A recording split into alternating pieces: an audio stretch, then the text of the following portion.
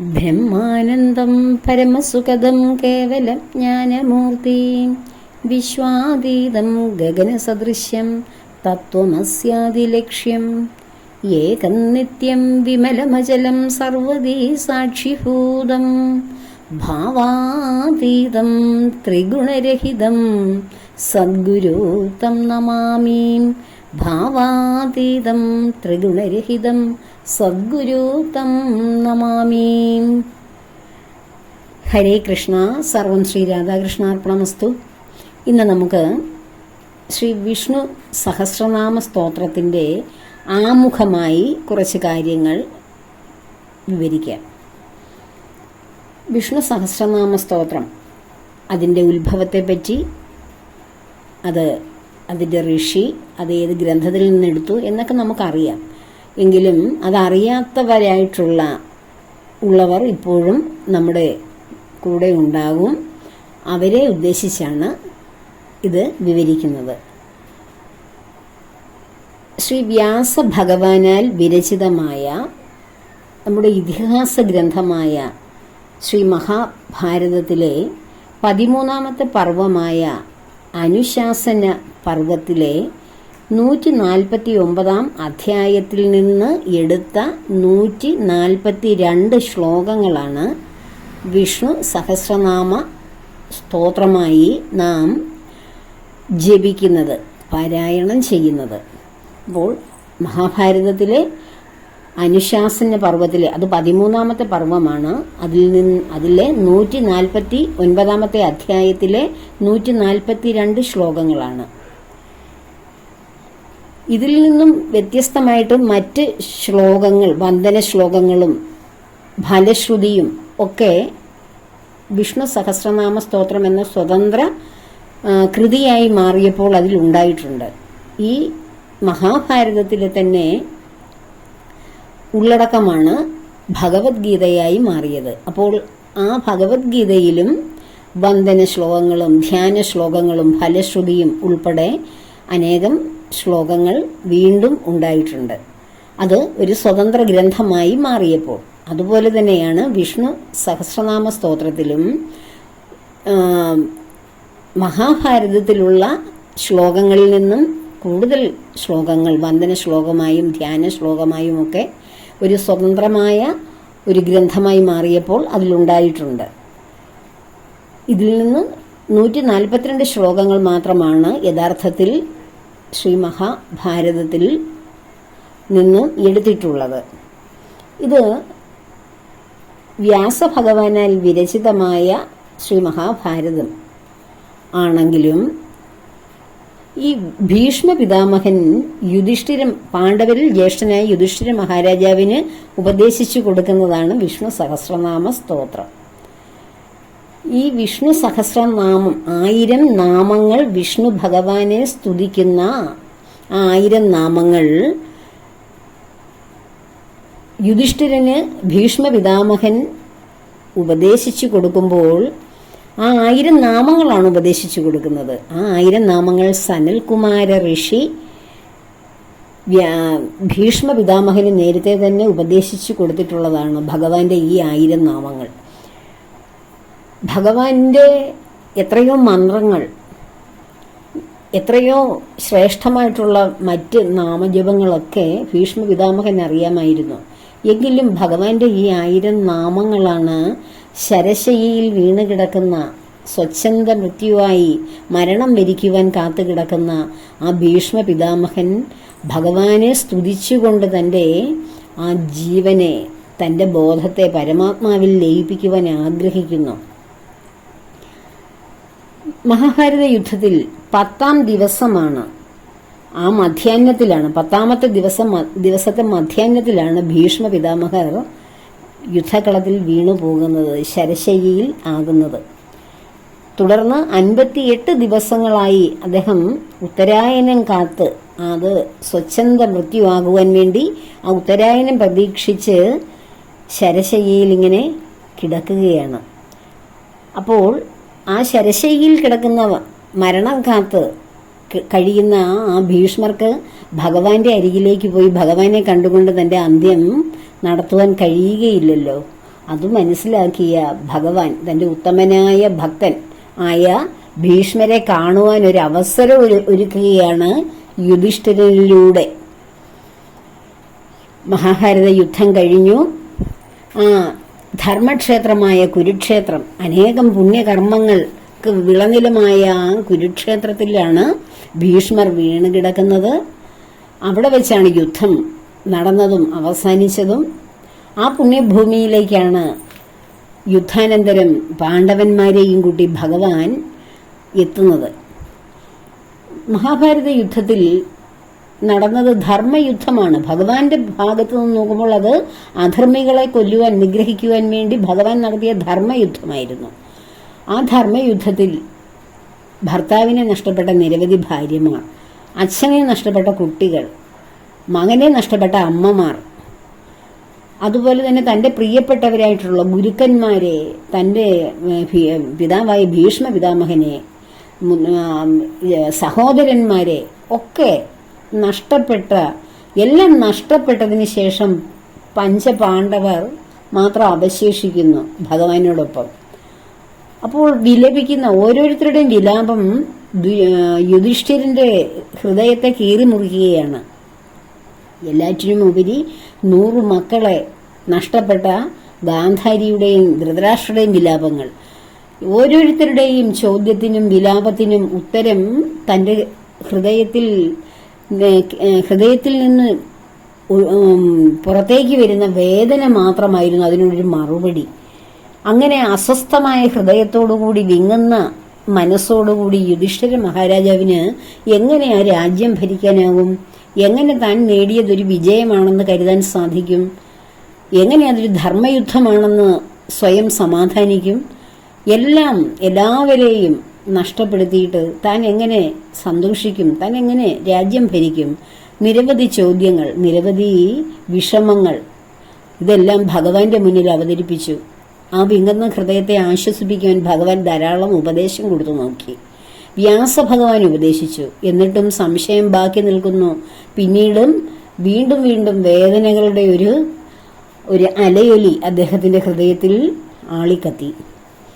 അപ്പോൾ ഭഗവാനാണ് ശരശയ്യയിൽ ഇനിയും മണിക്കൂറുകൾ കാത്ത് മരണത്തെ വരിക്കുവാൻ വേണ്ടി, പൂർണ്ണമായ നിർവ്വാണത്തെ പ്രാപിക്കുവാൻ വേണ്ടി കാത്തു കഴിയുന്ന ഭീഷ്മർ.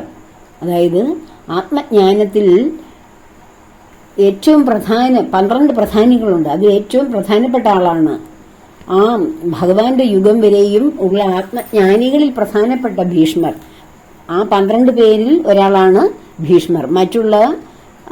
മറ്റുള്ളവരായിരുന്നു ബ്രഹ്മദേവന്, നാരദ മഹർഷി, പരമശിവൻ, സുബ്രഹ്മണ്യൻ, കപിലൻ ഭഗവാൻ, മനു, സ്വയംഭൂ മനു, പ്രഹ്ലാദൻ, ജനക മഹാരാജാവ്, ബാലി, ശ്രീ ശുഗൻ, വ്യാസഭഗവാന്റെ മകനായ ശുഗൻ, യമധർമ്മൻ തുടങ്ങിയവരൊക്കെ ആത്മജ്ഞാനം നേടിയവരായിരുന്നു. എങ്കിലും ഭീഷ്മ പിതാമഹൻ തന്റെ മുത്തശ്ശന്റെ മുന്നിലേക്ക് പാണ്ഡവരെ ഭഗവാൻ കൊണ്ടുവരികയാണ്. ഈ വിഷമത്തിന് പരിഹാരമായി, ഈ സംശയങ്ങൾക്കൊക്കെ നിവാരണം നടത്തുവാൻ വേണ്ടി, ധർമ്മത്തെ ഉപദേശിച്ച് കർമ്മങ്ങളെ ശ്രേഷ്ഠമാക്കുവാൻ വേണ്ടി പാണ്ഡവാദികളെ യുദ്ധക്കളത്തിലേക്ക് വീണ്ടും ഭഗവാൻ കൊണ്ടുവരുന്നു. അങ്ങനെ ഭഗവാനെ, പൂർണ്ണനായ ഭഗവാനെ തന്റെ മുന്നിൽ കാണുന്നു. അപ്പോൾ ഭീഷ്മർ പറയുന്നു, എല്ലാം കാലകൃതം തന്നെയാണ്. താൻ ഇതുവരെയും ശത്രുക്കളായി കണ്ട് യുദ്ധം ചെയ്ത തന്റെ പൗത്രന്മാർ, ആ പിഞ്ചു കുട്ടികൾ താൻ വളർത്തിയെടുത്തു കൊണ്ടുവന്ന പാണ്ഡവർ, അവർക്കാകെ ശരണമായിട്ടുള്ളത് ഭഗവാനും ബ്രാഹ്മണരും ഈ ധർമ്മവുമായിരുന്നു. എന്നിട്ടും അവർ 5 പേർ മാത്രമായി. മറ്റുള്ളവരെല്ലാവരും പോയിട്ടും അതിനേക്കാൾ ഭീഷ്മരെ വേദനിപ്പിച്ചത് ഈ 5 പേർ മാത്രമായി അവശേഷിച്ചു, താൻ ശത്രുവായി കണ്ടവർ. എന്നിട്ടും തന്റെ അന്ത്യ മണിക്കൂറുകളിൽ തന്നെ കാണുവാൻ അവർ ഈ യുദ്ധക്കളത്തിലേക്ക് എത്തിയല്ലോ, താൻ ശത്രുവായി കണ്ടിരുന്നവർ. അതോർത്തപ്പോൾ അദ്ദേഹത്തിന്റെ കണ്ണുകൾ നിറഞ്ഞൊഴുകി. ഭഗവാനെ കണ്ടപ്പോൾ, എഴുന്നേറ്റ് നിന്ന് ഭഗവാനെ അവന്റെ പത്മപാദങ്ങളിൽ താമരപ്പൂക്കൾ കൊണ്ട് പൂജ ചെയ്ത് ഭഗവാനെ ആരാധിച്ച് ആ പാദങ്ങളിൽ സാഷ്ടാംഗം പ്രണമിക്കുവാൻ കഴിയുന്നില്ലല്ലോ എന്ന വേദനയായിരുന്നു ഭീഷ്മർക്ക്. മനസ്സുകൊണ്ട് ഭഗവാനെ മാലയണിയിച്ചു, പൂജിച്ചു, ആരതി ഒഴിഞ്ഞു, എല്ലാം ചെയ്തു ആ ശരശയിൽ കിടന്നുകൊണ്ട്. എന്നിട്ട് ഭീഷ്മർ പറയുകയാണ് സർവം കാലകൃതമാണെന്ന്, എല്ലാം കാലത്തിന്റെ കളിയാണെന്ന് ഭഗവാന്റെ മുന്നിൽ യുധിഷ്ഠിരനോട് പാണ്ഡവരോട് ഭീഷ്മർ പറയുന്നു. അപ്പോൾ ഭഗവാൻ തിരിച്ചു പറയുന്നു, അതേ ഭീഷ്മരെ, ആ കാലം ഞാൻ തന്നെയാണ്. എല്ലാം കാലകൃതമല്ലേ, ആ കാലം ഞാൻ തന്നെയാണ്. ഞാനാകുന്ന കാലത്തിലൂടെ കടന്നു പോകുന്നതാണ് എല്ലാം എന്ന് ഭഗവാൻ പറയുകയാണ്. അപ്പോൾ ഭഗവാൻ യുധിഷ്ഠിരനോട് പറയുകയാണ്, ഈ കിടക്കുന്ന ഭീഷ്മ പിതാമഹനോട് അങ്ങയുടെ സംശയങ്ങൾ എല്ലാം ചോദിച്ചോളൂ. എന്തെല്ലാമാണോ അങ്ങക്ക് അറിയേണ്ടത്, എന്തൊക്കെയാണോ അങ്ങയുടെ മനസ്സിനെ അലട്ടുന്നത്, എല്ലാ കാര്യങ്ങളും ധർമ്മത്തോടുകൂടി രാജ്യം പരിപാലനം ചെയ്യുവാൻ അങ്ങക്ക് വേണ്ടുന്ന ഉപദേശങ്ങളെല്ലാം ഇദ്ദേഹം തരും.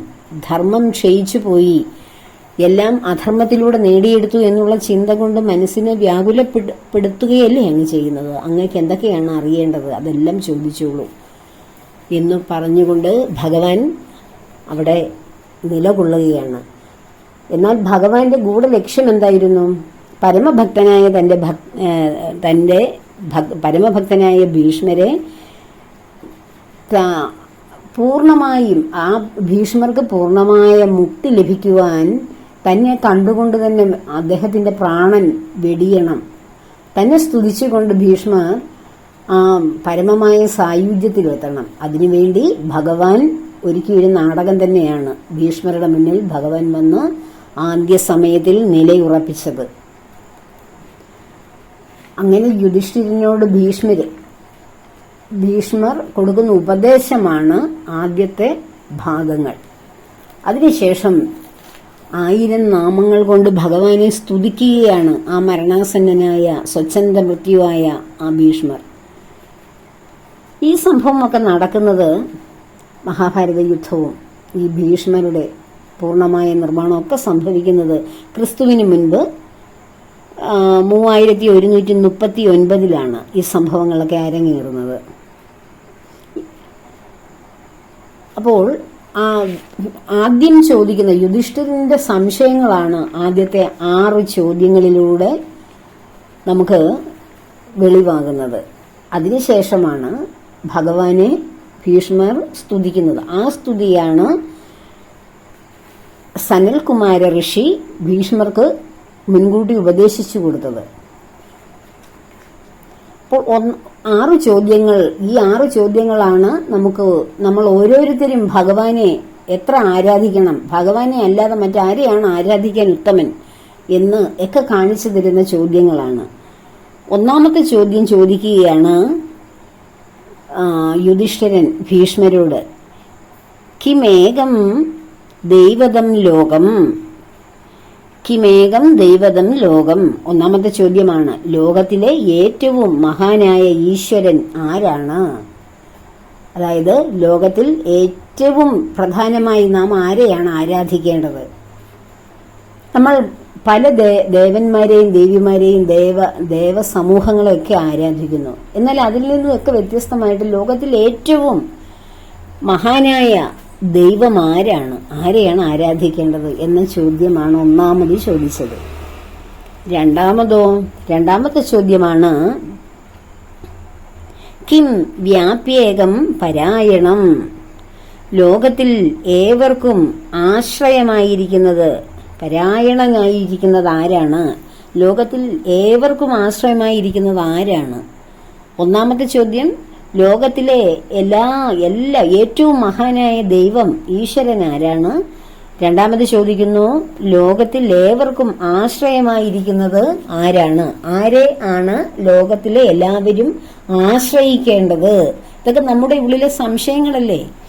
ഈ ചോദ്യങ്ങൾ യുധിഷ്ഠിരൻ ഭീഷ്മരോട് ചോദിക്കുമ്പോൾ അതിന് കിട്ടുന്ന മറുപടി നാം ഓരോരുത്തർക്കും കിട്ടുന്ന മറുപടിയാണ്, നമ്മുടെ മനസ്സിലെ സംശയങ്ങളാണ്. ആത്യന്തികമായി ഞാൻ ആരെ ആരാധിക്കണം, ആരെ ആശ്രയിച്ചാൽ എൻ്റെ എല്ലാ ദുരിതങ്ങളും മാറും എന്നൊക്കെ നമ്മുടെ സംശയങ്ങളാണ്. ആ സംശയമാണ് ലോകത്തിന്റെ മുന്നിലേക്ക് ഉത്തരങ്ങളായി ഭീഷ്മ പിതാമഹൻ വിവരിക്കുന്നത്. ഈ ശ്ലോകങ്ങൾ വിവരിക്കുമ്പോൾ ഇതിന്റെ അർത്ഥം കൂടുതൽ വ്യക്തമായി വിവരിക്കാം. ഇതൊരു ആമുഖമായി പറഞ്ഞതേ ഉള്ളൂ. അത് കഴിഞ്ഞ് മൂന്നാമത്തെ ചോദ്യമാണ് ചോദിക്കുന്നത്. സ്തുവന്ത കമർച്ഛന്ത, ആരുടെ മഹിമയെയാണ് സ്തുതിക്കേണ്ടത്, അല്ലെങ്കിൽ ആരുടെ മഹിമയെ സ്തുതിച്ചാലാണ് മനുഷ്യന് ശാന്തിയും സമാധാനവും ഉണ്ടാകുന്നത്? ലോകത്ത് ആരുടെ മഹിമയെ വർണ്ണിച്ചാലാണ് മനുഷ്യന്റെ മനസ്സിന് അല്ലെ ജീവിതത്തിന്, ഈ ഇഹലോകത്തെ ജീവിതത്തിന്റെ ദുഃഖദുരിതങ്ങളൊക്കെ മാറുന്നത് ആരുടെ മഹിമയെ വർണ്ണിച്ചാലാണ്? പ്രാപ്നുയോർ മാനവ ശുഭം, മാനവർക്ക് പരമമായ ശുഭത്തെ പ്രദാനം ചെയ്യുവാൻ ആരെയാണ് അർച്ചന ചെയ്യേണ്ടത്? അടുത്ത ചോദ്യമാണ്, അഞ്ചാമത്തെ ചോദ്യമാണ്.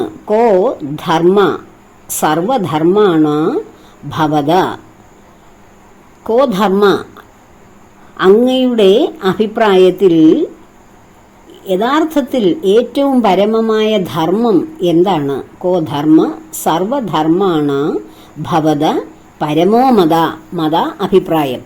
അങ്ങയുടെ അഭിപ്രായത്തിൽ ഏറ്റവും പരമമായ ധർമ്മം ഏതാണ്?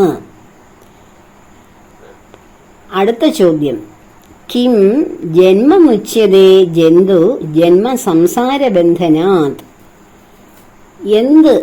യാതൊന്ന് ജപിച്ചാലാണ് ജന്മസംസാര ബന്ധങ്ങളിൽ നിന്ന് മുക്തരാകുന്നത് മനുഷ്യർ, ജന്തുക്കൾ എന്ന് വെച്ചാൽ ഈ ഭൂമിയിലുള്ള ജീവജാലങ്ങളെയാണ് ജന്തുക്കൾ എന്ന് പറയുന്നത്. പ്രത്യേകിച്ച് മനുഷ്യർക്ക് മാത്രമേ ജന്തുക്കളിൽ നിന്ന് മനുഷ്യനാവാനുള്ള വിവേചന ശേഷിയുള്ളൂ.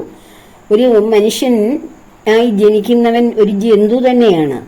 ആ ജന്തു അവന്റെ വിവേചന ബുദ്ധി കൊണ്ട്, വിവേചന ശേഷി കൊണ്ട്, ചിന്താശേഷി കൊണ്ട് ഉയരുമ്പോഴാണ്, ഈശ്വര സാക്ഷാത്കാരത്തിലേക്ക് എത്തുമ്പോഴാണ് അവന് ജ്ഞാനം വർദ്ധിച്ച് ജന്തുവിൽ നിന്ന് മനുഷ്യനിലേക്ക് ഉയരുന്നത്. അപ്പോൾ ജന്തുക്കളായിട്ടുള്ളവർ, ഇവിടെ ജനിച്ചിരിക്കുന്നവർക്ക് സംസാര ബന്ധങ്ങളിൽ നിന്ന് മുക്തരാകാൻ എന്ത് ജപിച്ചാലാണ് സംസാര ബന്ധനങ്ങളിൽ നിന്ന് മുക്തരാകുന്നത്? ഇങ്ങനെ 6 ചോദ്യങ്ങളാണ് ഭീഷ്മ പിതാമഹനോട് യുധിഷ്ഠിരൻ ചോദിക്കുന്നത്. അതിനുള്ള മറുപടി പറഞ്ഞതിന് ശേഷമാണ് അദ്ദേഹം ഭഗവാനെ 1000 നാമങ്ങൾ കൊണ്ട് സ്തുതിച്ച് ആ ഭഗവൽ സായുജ്യത്തിൽ വിലയം കൊള്ളുന്നത്. നമ്മൾ സഹസ്രനാമം ജപിക്കുമ്പോൾ നമ്മൾ സാധാരണ ജപിക്കുമ്പോൾ അത് നമ്മൾ ഭഗവാനോടുള്ള ഭക്തി കൊണ്ടാണ് അത് ജപിക്കുന്നത്. അതൊരു മന്ത്രമായിട്ട് ഒരു ഗുരു ഉപദേശിച്ചൊക്കെ തരുമ്പോൾ അതിന് കീലകം അങ്ങനെയൊക്കെ തുടങ്ങിയ, കീലകം എന്ന് വെച്ചാൽ അതിൻ്റെ പൂട്ടാണ്. നമ്മളൊരു പൂട്ട് തുറന്ന് അകത്തേക്ക് ഒരു സീക്രട്ടായിട്ടുള്ള കാര്യം ഏറ്റവും ലോക്കറിലൊക്കെ നമ്മൾ സൂക്ഷിക്കുകയല്ലേ, അതിൻ്റെ പൂട്ട് തുറക്കുമ്പോഴാണ് അതിനുള്ളിലുള്ള വിലപിടിപ്പുള്ള കാര്യങ്ങൾ നമുക്ക് കിട്ടുന്നത്.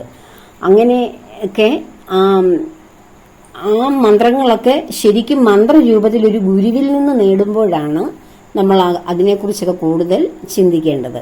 ഇത് നമ്മൾ സാധാരണ ഭക്തരായിട്ടുള്ളവർ ഭഗവാനെ സ്തുതിക്കുവാൻ വേണ്ടി ജപിക്കുമ്പോൾ, ആ മന്ത്രമായിട്ട് ജപിക്കുമ്പോൾ അതിനൊരു ഋഷിയുണ്ട്, ഛന്ദസ്സുണ്ട്, ദേവതയുണ്ട്. അത് നമുക്ക് വേദവ്യാസ മഹർഷിയാണ് അതിൻ്റെ ഋഷി, അനുഷ്ഠിപ്പാണ് അതിൻ്റെ ഛന്ദസ് എന്ന് വെച്ചാൽ വൃത്തം. അതുപോലെ ഭഗവാൻ ശ്രീമൻ നാരായണനാണ് ദേവത. അനുഷ്ഠിപ്പ് വൃത്തം എന്ന് പറയുന്നത് 8 അക്ഷരങ്ങളാണ് ഓരോ വരിയിലും വരുന്നത്. നമ്മൾ വിഷ്ണു സഹസ്രനാമത്തിന്റെ ഓരോ വരിയും എടുത്ത് പരിശോധിക്കുമ്പോൾ അറിയാം 8 അക്ഷരങ്ങളാണ് ഓരോ പാദത്തിലുമുള്ളത്. അങ്ങനെ 4 പാദങ്ങൾ വരുന്നതാണ് അനുഷ്ഠിപ് ഛന്ദസിന്റെ ആ ഘടന. അപ്പോൾ നമ്മൾ ഇങ്ങനെ നമ്മുടെ തള്ളവിരലും കുഞ്ഞുവിരലും മാറ്റിയതിന് ശേഷം മറ്റു വിരലുകൾ ചേർത്ത് നമ്മുടെ തലയിൽ ഇങ്ങനെ വെച്ചുകൊണ്ട് ആണ് ആദ്യം ഋഷിയെക്കുറിച്ച് പറയുന്നത്, വേദവ്യാസ ഋഷി. പിന്നെ ആ വിരലുകൾ 3 മൂക്കിലേക്ക് വെച്ചിട്ടാണ് ഛന്ദസ് പറയുന്നത്. പിന്നീട് നമ്മൾ നെഞ്ചിലേക്ക് വെച്ചാണ് ശ്രീമൻ നാരായണൻ എന്നുള്ള ദേവതയെക്കുറിച്ച് പറയുന്നത്. ഏത് മന്ത്രങ്ങളും ജപിക്കുമ്പോൾ ഋഷിയും ഛന്ദസ്സും ദേവതയെയും കുറിച്ചും നമ്മളെല്ലാറ്റിനും, ഗായത്രി മന്ത്രത്തിനും എല്ലാ മന്ത്രത്തിനുമുണ്ട്. മൃത്യുഞ്ജയ മന്ത്രം അങ്ങനെ ഉള്ള മന്ത്രങ്ങൾക്ക് എല്ലാറ്റിനും ഒരു ഋഷി ഉണ്ടാകും. നമ്മൾ ലളിതാ സഹസ്രനാമത്തിന് ഋഷി ഉണ്ടല്ലോ, വശിന്യാദി വാഗ്ദേവതമാരെ അതിന്റെ ഋഷി.